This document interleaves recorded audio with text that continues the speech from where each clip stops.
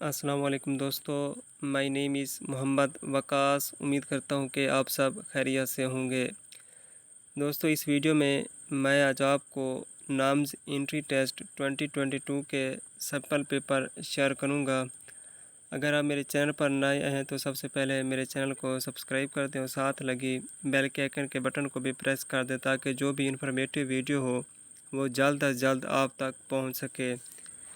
तो चलिए स्टार्ट करते हैं अपनी वीडियो को।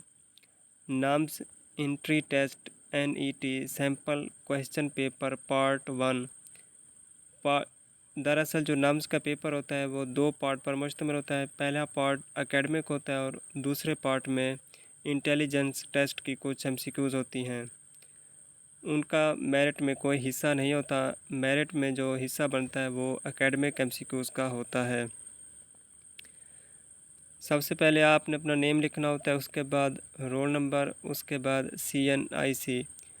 Instruction: number of multiple choice question 150 MCQs होंगी और जो टाइम दिया गया होगा वो 2 hour and 30 minutes. Each MCQs shall carry 1 mark with no negative marking. Each MCQs has 4 option. Select the most appropriate answer. Your question paper code is given on the top right corner।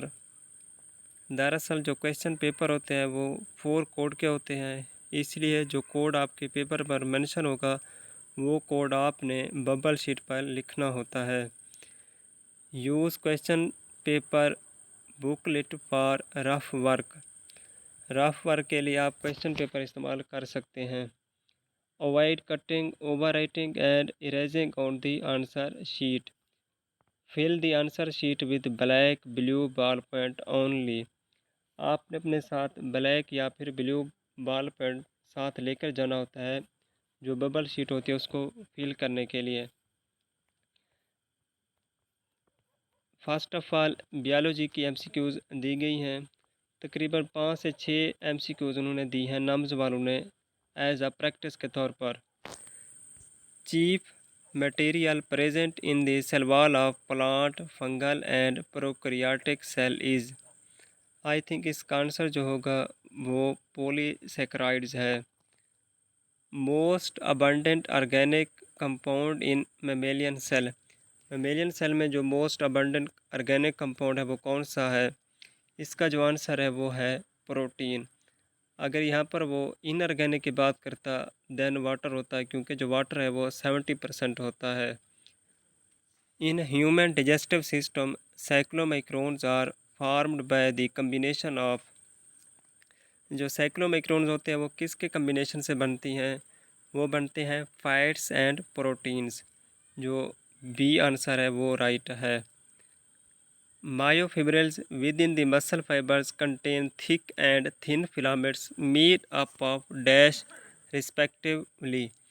इसका जो answer है वो है myosin and actin. Which part of the human brain is responsible for controlling body coordination? इसका जो answer है I think cerebellum.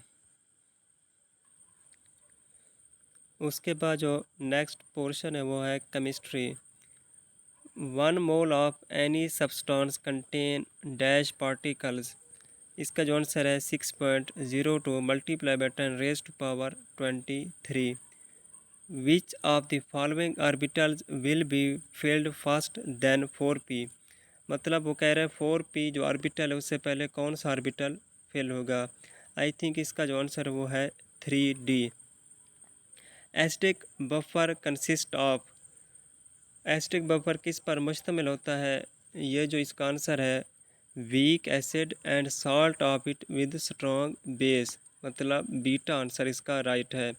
अगर यहाँ पर बेसिक बफर का वो पूछता तो इसका आंसर होता weak base and salt of it with strong acid. The break down of substance with current is.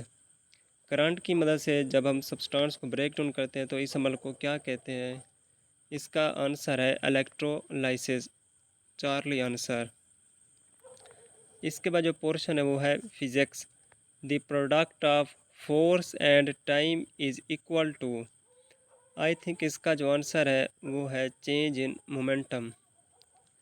If we double both the speed of body and radius of circular path, then centripetal force will be।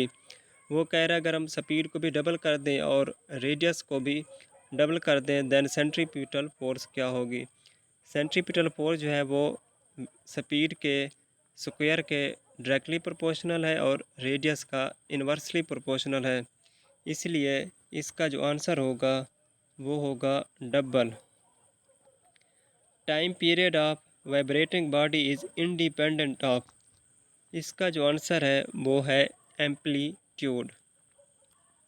If length of wire comes 2 times to its original value and area become 1/2 to its original value, then resistance of wire become। तो वो कह रहा है कि अगर हम length को भी डबल कर दें और जो एरिया है उसको हाफ कर दें देन जो रेजिस्टेंस होगी वो क्या होगी। रेजिस्टेंस का लेंथ के साथ डायरेक्ट रिलेशन है और एरिया के साथ इसका है इन्वर्स रिलेशन है, इसलिए जो इसका राइट आंसर बनेगा वो होगा 4 times। बी इसका राइट आंसर है। देख रहे हैं इंग्लिश 2 MCQ। और जो लास्ट पोर्शन है वो है English. Choose the correct sentence. इसका आई थिंक जो राइट आंसर है वो है चार्ली। और जो 15 MCQ है choose the correct spelling. Definite का वो स्पेलिंग पूछ रहा है, इसका जो राइट आंसर है वो है डेल्टा, मतलब डी आंसर। अगर ये वीडियो आपको अच्छी लगी हो तो काइंडली इसको शेयर कीजिएगा अपने दोस्तों के साथ भी, और चैनल को भी ज़रूर सब्सक्राइब कर दीजिएगा ताकि जो भी इंफॉर्मेटिव वीडियो हो वो जल्द अज जल्द आप तक पहुंच सके। आप मुझे दुआ में याद रखना। वस्सलाम।